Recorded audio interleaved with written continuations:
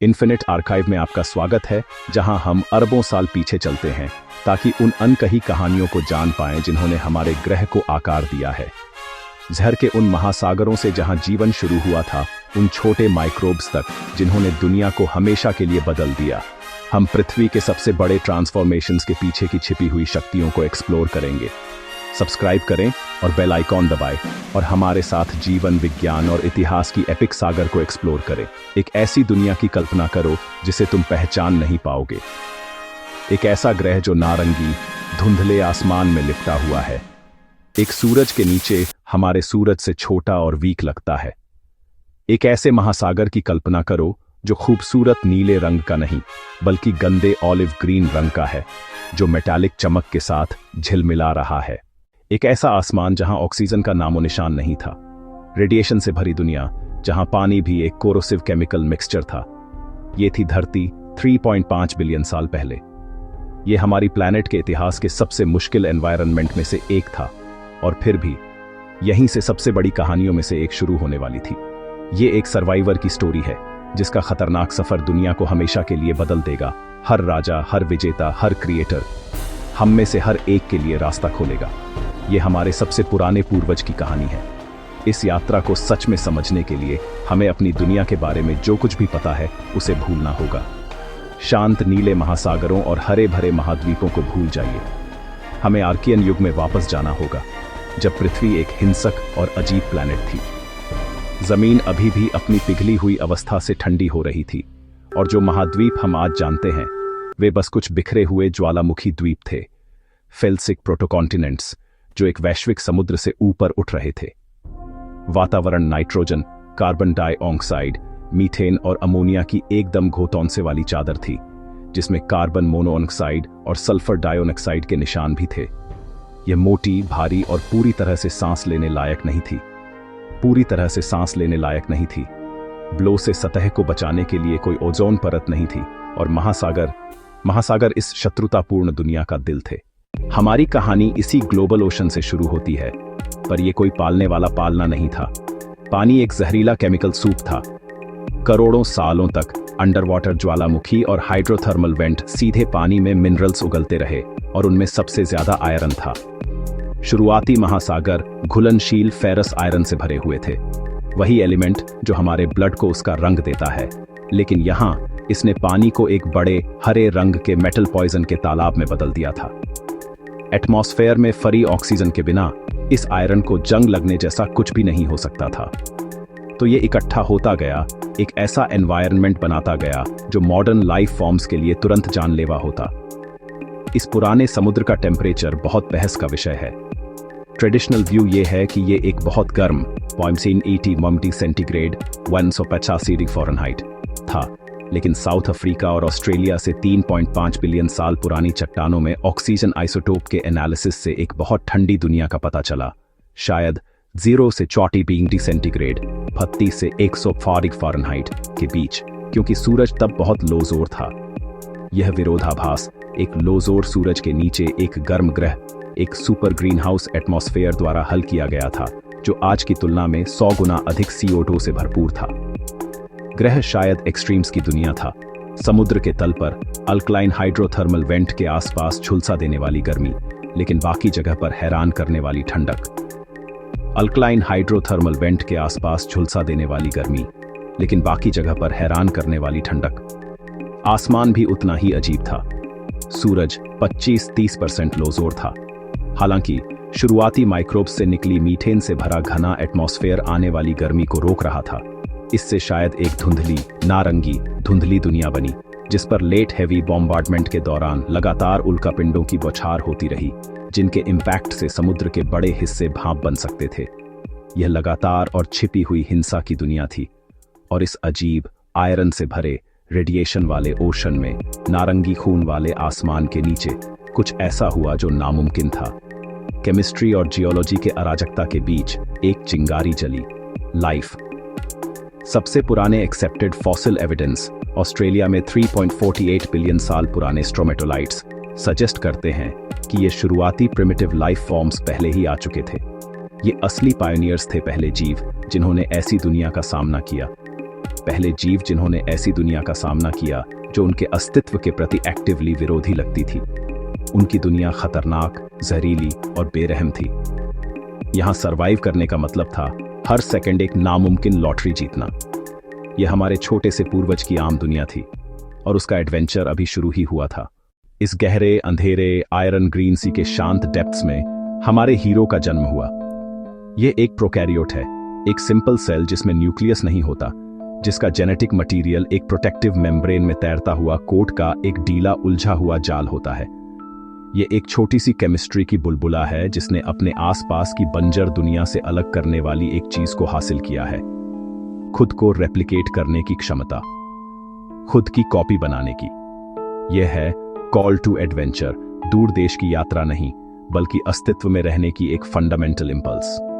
तो यह चिंगारी पहली बार कैसे जली? मेन थ्योरीज अलग अलग क्रूसिबल की ओर इशारा करती है। अल्कलाइन हाइड्रोथर्मल वेंट्स के chemical gradients, volcanic hot springs के वेट ड्राई साइकिल्स या फ्लोटिंग प्यूमिस राफ्ट्स के प्रोटेक्टिव पोर्स। इससे कोई फर्क नहीं पड़ता कि यह कहां हुआ। क्रिएशन का पल एक गहरा बदलाव था। सदियों तक प्लैनेट पर केवल फिजिक्स और केमिस्ट्री के निर्जीव नियम ही राज करते थे। अब कुछ नया खेल में था, बायोलॉजी। एक सेल्फ रेप्लिकेटिंग सिस्टम उभारा था। हमारा माइक्रोब अब प्लैनेट के फ्यूचर में एक पार्टिसिपेंट था। इसके पहले पल एक फ्रैंटिक स्ट्रगल है, लेकिन अंदर एक माइक्रोस्कोपिक मिरेकल काम कर रहा है। इसमें एक मेटाबॉलिज्म है, शायद कीमोसिंथेसिस का एक सिंपल फॉर्म जो एनर्जी पैदा करने के लिए हाइड्रोजन या सल्फर कंपाउंड्स का उपयोग करता है। और इसमें वह कीमती सेल्फ रेप्लिकेटिंग कोड है, शायद आरएनए का एक प्रिमिटिव फॉर्म जिसमें एक और बिल्कुल वैसा ही बनाने के निर्देश हैं। जेनेटिक मॉलिक्यूलर क्लॉक एनालिसिस बताती है कि मॉडर्न साइनोबैक्टीरिया के पूर्वज, हमारी कहानी के हीरो, इस समय के आसपास अन्य बैक्टीरिया से अलग हो गए थे। हमारा प्रोटैगोनिस्ट इस लाइनेज का हिस्सा है। इसका मिशन सिंपल है लेकिन कॉस्मिक है, सरवाइव करना, रेप्लिकेट करना और अडेप्ट करना। पॉइजन से बचने का तरीका खोजना, खुद को एनर्जी देने का तरीका खोजना और ऐसा करने में पूरे प्लैनेट को बदलने की धीमी और मुश्किल प्रक्रिया शुरू करना। हमारे माइक्रोस्कोपिक हीरो के लिए सर्वाइवल एक कभी न खत्म होने वाले ट्रायल्स की सीरीज थी। दुनिया एग्जिस्टेंशियल थ्रेट्स का एक माइनफील्ड थी। पहला ट्रायल था पानी खुद। डिसॉल्व्ड फेरस आयरन की भारी कॉन्सेंट्रेशन एक कांस्टेंट थ्रेट थी। कोई भी केमिकल रिएक्शन जो ऑक्सीजन प्रोड्यूस करती थी वह इस आयरन को हाईली रिएक्टिव और cell damaging hydroxyl radicals OH में बदल सकती थी। लेकिन आयरन ही अकेला पॉइजन नहीं था। गहरे अंधेरे पानी में हाइड्रोजन सल्फाइड H2S बड़े इनहॉस्पिटेबल यूक्सिनिक डेड जोन्स बना रहा था। दूसरा बड़ा ट्रायल था एनर्जी क्राइसिस। लाइफ को फ्यूल की जरूरत होती है। दूसरे माइक्रोब्स ने प्रिमिटिव अनऑक्सीजेनिक फोटोसिंथेसिस का एक रूप इवॉल्व कर लिया था जिसमें पानी की जगह हाइड्रोजन सल्फाइड जैसे कंपाउंड्स का इस्तेमाल होता था। लेकिन इसने उन्हें स्पेसिफिक नीचेस तक ही कन्फाइन कर दिया था। अल्टीमेट एनर्जी सोर्स उसकी नाक के नीचे ही थी, सूरज की रोशनी। तीसरा ट्रायल आर्कियन वर्ल्ड की फिजिकल वायलेंस थी। ओजोन लेयर के बिना सरफेस पर UVC रेस की बाढ़ आ रही थी। लाइफ के पास केवल यही ऑप्शंस थे कि वह गहरे में रहे, माइक्रोबियल मैट्स के नीचे रहे या कैरोटिनॉइड पिगमेंट्स जैसे मॉलिक्यूलर सनस्क्रीन्स इवॉल्व करे। इसके अलावा मीटेराइट इंपैक्ट्स और रैम्पेंट वोल्कानिज्म कांस्टेंट थ्रेट्स थे। हमारे माइक्रोब का एग्जिस्टेंस फ्रैजाइल था, हमेशा रैंडम कॉस्मिक कैटास्ट्रोफी के भरोसे। ये रेजर्स एज पर जी रहा था। इस ट्रायल से सरवाइव करना एक बड़ा चैलेंज था, लेकिन ये ट्रायल्स ही ड्राइविंग फोर्स बने जो हमारे प्लैनेट के इतिहास की सबसे बड़ी एवोल्यूशनरी इन्वेंशन को जन्म देने वाले थे। एक जर भरे ओशन और एनर्जी की लोई का सामना करते हुए हमारे माइक्रोब की लाइनेज को अपनी लिमिट तक धकेल दिया गया था। ये इनोवेट करो या खत्म हो जाओ वाली सिचुएशन थी। और इस मुश्किल घड़ी में इसने कुछ ऐसा किया जो सोचा भी नहीं जा सकता था। इसने ऑक्सीजेनिक फोटोसिंथेसिस को परफेक्ट कर दिया। ये ग्रेट इन्वेंशन जीरो से नहीं बनी थी, ये एक इवोल्यूशनरी रेनोवेशन प्रोजेक्ट था। हमारे माइक्रोब के पूर्वजों के पास पहले से ही सिंपल फोटोसिंथेटिक सिस्टम थे। 1 बिलियन साल पुराने जीन डुप्लीकेशन और फ्यूजन की प्रोसेस से इन सिस्टम्स को मिलाकर एक कॉम्प्लेक्स प्रोटीन नैनो मशीन में सुपरचार्ज किया गया, जिसे फोटोसिस्टम टाउ कहते हैं। यह मॉलिक्यूलर वंडर, जिसके सेंटर में एक unique manganese calcium cluster Mn4CaO5 था, सूरज की रोशनी के 4 फोटॉन से एनर्जी कैप्चर कर सकता था और उसका इस्तेमाल नामुमकिन को मुमकिन बनाने के लिए कर सकता था। पानी के मॉलिक्यूल्स को डीएनए पानी H2O को तोड़ना सीखकर हमारे माइक्रोब ने एक लगभग अनलिमिटेड रिसोर्स का इस्तेमाल किया था। उसे अब रेयर केमिकल्स के लिए कंपटीशन नहीं करना पड़ता था। वह अब ओशन की विशाल सूरज की रोशनी वाली ऊपरी लेयर्स में फल फूल सकता था। उसने अपनी एनर्जी क्राइसिस को सबसे शानदार तरीके से सॉल्व कर लिया था। लेकिन इस महान इन्वेंशन का एक बाय प्रोडक्ट भी था, एक वेस्ट प्रोडक्ट। जब आप पानी को तोड़ते हैं तो ऑक्सीजन O2 बच जाती है। हमारे लिए ऑक्सीजन जीवन की सांस है। लेकिन 3.5 बिलियन साल पहले धरती पर लगभग सभी लिविंग ऑर्गेनिज्म के लिए यह एक संक्षारक जानलेवा जहर था। यह दूसरे मॉलिक्यूल्स से इलेक्ट्रॉनों को छीन सकता था, जिससे जीवन की मशीनरी ही नष्ट हो जाती थी। इस तरह अपने फ्यूचर को सिक्योर करते हुए हमारे माइक्रोब ने दुनिया में एक नया और भयानक खतरा पैदा कर दिया। उसने अपनी एनर्जी क्राइसिस को सॉल्व कर लिया, लेकिन ऐसा करते हुए उसने एक ऐसा टॉक्सिक पॉल्यूटेंट बनाना शुरू कर दिया जो आखिर में प्लैनेट के इतिहास की सबसे बड़ी इकोलॉजिकल आपदाओं में से एक का कारण बनेगा। इस एवोल्यूशनरी लीप का रिवॉर्ड तुरंत मिला। ऑक्सीजेनिक फोटोसिंथेसिस की शक्ति से हमारे माइक्रोब और उनके डिसेंडेंट्स साइनोबैक्टीरिया ने एक प्लैनेट स्केल एनर्जी सोर्स को अनलॉक किया था। एक पॉपुलेशन एक्सप्लोजन शुरू हुआ। उन्होंने वास्ट स्लाइमी माइक्रोबियल मैट्स बनाए, जिन्होंने लेयर्ड स्ट्रोमेटोलाइट्स बनाए। वे बहुत सफल रहे, लेकिन हर एक्शन का एक रिएक्शन होता है। ऑक्सीजन जो वे लगातार पंप कर रहे थे वह जमा होने लगा। पैराडॉक्सिकली अबंडेंट डिसॉल्व्ड आयरन, जो लाइफ के लिए इतना टॉक्सिक था, अब प्लैनेट का सेवियर बन गया। इसने एक ग्लोबल स्कैवेंजर के रूप में काम किया। फ्री ऑक्सीजन मॉलिक्यूल्स के साथ तुरंत मिलकर इनसॉल्युबल आयरन ऑक्साइड रस्ट बनाया, और इस तरह पृथ्वी के इतिहास की सबसे स्पेक्टेक्युलर जियोलॉजिकल घटनाओं में से एक शुरू हुई। महासागरों में जंग लगना शुरू हो गया।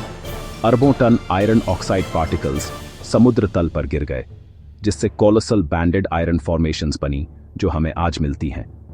इस प्रोसेस ने ऑक्सीजन पॉइजन को आयरन ओर के रूप में दफना दिया। लगभग 1 अरब सालों तक महासागरों ने एक विशाल स्पोंज की तरह काम किया, लेकिन रिएक्शन ने हर साइनोबैक्टीरियम के चारों ओर टॉक्सिक फ्री रेडिकल्स का एक ब्लास्ट जोन भी बनाया। जिस एलिमेंट ने दुनिया को बचाया वह इनोवेटर्स के लिए भी एक सीधा खतरा था। साइनोबैक्टीरिया रिलेंटलेस थे, उनका सोलर इंजन कभी नहीं रुका, और आखिरकार इनेविटेबली सिंक्स भरने बिगिन।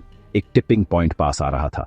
यह अविश्वसनीय प्लैनेटरी स्केल ट्रांसफॉर्मेशन पूरी तरह से एक सिंगल माइक्रोस्कोपिक जीव द्वारा चलाया गया था, जो अपने खुद के सर्वाइवल के लिए स्ट्रगल कर रहा था। यह एक पावरफुल रिमाइंडर है कि सबसे बड़े बदलावों की शुरुआत अक्सर सबसे छोटे से होती है।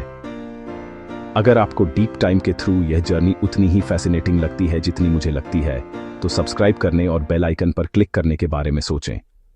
आपका सपोर्ट हमें हमारे प्लैनेट के पास्ट के और भी इनक्रेडिबल चैप्टर्स में डीप डाइव करने के लिए मोटिवेट करता है। अब वापस चलते हैं उस मोमेंट पर जब दुनिया हमेशा के लिए बदल गई थी। ये डेडलॉक ज्यादा देर तक नहीं चल सकता था। प्लैनेट के सिंक खत्म हो चुके थे। उनकी नावर्त्याबी का फाइनल प्रूफ पुरानी चट्टानों की आइसोटॉपिक केमिस्ट्री में दर्ज है। 2.4 बिलियन साल से भी पुराने सेडिमेंट्स में हमें एक यूनिक फिंगरप्रिंट मिलता है, सल्फर आइसोटोप्स का मास इंडिपेंडेंट फ्रैक्शनेशन SMIF, जो सिर्फ ओजोन फ्री एटमॉस्फेयर में ही बन सकता है। 2.4 बिलियन साल से भी कम पुरानी चट्टानों में यह सिग्नल गायब हो जाता है। यह है निर्णायक सबूत। यह है ग्रेट ऑक्सीडेशन इवेंट GEO का फाइनल प्रूफ। ऑक्सीजन ने आखिरकार सिस्टम को ओवरवेलम कर दिया था और एटमॉस्फेयर में फैलने लगी थी। एनारोबिक लाइफ के लिए जिसने प्लैनेट पर राज किया था, ये एक प्रलय थी। इस कोरोसिव गैस के बढ़ते ज्वार ने बड़े पैमाने पर एक्सटिंक्शन कर दिया। पुरानी दुनिया के पायनियर रिफ्यूजी बन गए, जो प्लैनेट की कम होती ऑक्सीजन फ्री पॉकेट्स में पीछे हटने को मजबूर हो गए। इसके नतीजे बहुत बुरे थे। मीथेन, एक मेजर ग्रीन हाउस गैस, नई ऑक्सीजन से ऑक्सीडाइज हो गई, जिससे प्लैनेट का थर्मोस्टेट गिर गया। इस क्लाइमेट शॉक ने अर्थ को हुरोनियन ग्लेशिएशन में धकेल दिया, जिससे शायद पूरे प्लैनेट को लाखों सेलों तक बर्फ से ढक दिया, एक स्नोबॉल अर्थ। लेकिन इस तबाही से एक नया एसोसिएशन पैदा हुआ, लाइफ की शुरुआत के बाद से सबसे महत्वपूर्ण बायोलॉजिकल इवेंट। एक आर्कियन ने उन बैक्टीरिया में से एक को निगल लिया था जिसने पावरफुल एरोबिक रेस्पिरेशन के लिए ऑक्सीजन का यूज करना सीख लिया था। उसे डाइजेस्ट करने के बजाय एक सिम्बायोटिक एग्रीमेंट हुआ। यह बैक्टीरिया माइटोकॉन्ड्रियन बन गया। ये इवेंट एंडोसिम्बायोसिस, नए ऑक्सीजन रिच वर्ल्ड का सीधा रिजल्ट था। इसने पहले से 18 गुना ज्यादा एनर्जी सरप्लस दिया, जो कॉम्प्लेक्सिटी के लिए एक प्री कंडीशन थी। इस एनर्जी बजट ने सेल्स को बड़ा होने, कॉम्प्लेक्स स्ट्रक्चर डेवलप करने की परमिशन दी और आखिरकार सभी मल्टी सेल्यूलर ऑर्गेनिजम्स के लिए रास्ता खोल दिया। हमारी मॉडर्न दुनिया तक का रास्ता सीधा नहीं था। 1 बिलियन साल तक बोरिंग बिलियन के दौरान ऑक्सीजन का लेवल कम रहा, जहां शायद ओशियन फिर से सल्फाइड के साथ टॉक्सिक हो गए थे, एक कैनफील्ड ओशियन। फिर भी यूकेरियोट्स मल्टीसेल्युलैरिटी जैसी की कैरेक्टरिस्टिक्स डेवलप कर रहे थे। आखिरकार लगभग 800-600 मिलियन साल पहले ऑक्सीजन का लेवल फिर से बढ़ गया, टॉक्सिन्स को हटा दिया और कॉम्प्लेक्स एनिमल लाइफ के कैम्ब्रियन एक्सप्लोजन के लिए स्टेज सेट कर दी। हमारे सिंगल सेल वाले हीरो की विरासत हर जगह है। आपकी हर सांस उसके वेस्ट की विरासत है। आपके खून का लाल रंग उस आयरन का अवशेष है जिसे उसने जंग लगाया था। हर विचार और हरकत को शक्ति देने वाली इमेंस एनर्जी माइटोकॉन्ड्रिया से आती है, जो एक बैक्टीरिया के वंशज है जिसने अपने जहर को सांस लेना सीख लिया था। नीला आसमान, साफ महासागर और बड़ी और एक्टिव लाइफ का अस्तित्व, यह सब उस पल से जुड़ा है जब इस टाइनी माइक्रोब ने सूरज की रोशनी खाना और पानी पीना सीख लिया। हम सभी लिटरली साइनोबैक्टीरिया के बच्चे हैं। एक टॉक्सिक ओशन से आज के वाइब्रेंट बायोस्फीयर तक एक सिंगल फ्रेजाइल सेल का सफर सबसे एपिक कहानियों में से एक है जिसकी हम कल्पना कर सकते हैं। यह हर मुश्किल के बावजूद सरवाइव करने, मजबूरी से पैदा हुई इनोवेशन और पूरी दुनिया पर हुए अनजाने कॉन्सिक्वेंस की कहानी है। हमारा यह गुमनाम माइक्रोब दुनिया बदलने की कोशिश नहीं कर रहा था, यह बस जीना चाहता था। फिर भी सरवाइव करने के इस सिंपल एक्ट से, जो इसके वंशजों ने अरबों बार दोहराया, दुनिया बदल गई। इसने ओशन को जंग लगा दिया, एटमॉस्फेयर को जहर से भर दिया, प्लैनेट को बर्फ में डुबो दिया और एक भयानक एक्सटिंक्शन को ट्रिगर किया। लेकिन इसने एक नए तरह की लाइफ का रास्ता भी खोला, एक हाई एनर्जी, कॉम्प्लेक्सिटी और आखिर में कॉन्शियसनेस वाली लाइफ। इस माइक्रोब की कहानी हमारी कहानी है। इसकी विरासत उस हवा में है जिसमें हम सांस लेते हैं और हमारे शरीर की सेल्स में भी। जब हम 3.5 बिलियन साल के इस गहरे समय को देखते हैं तो हमें एक स्ट्रेंज वर्ल्ड से ज्यादा कुछ दिखता है। हमें एक मिरर दिखता है। हमें अपने अस्तित्व की छोटी माइक्रोस्कोपिक शुरुआत दिखती है, जो जीवन की नेवेरोयात और डरावनी शक्ति का प्रमाण है कि वह कैसे बना रहता है, खुद को ढालता है और एक प्लैनेट को अपनी इमेज में ढाल देता है।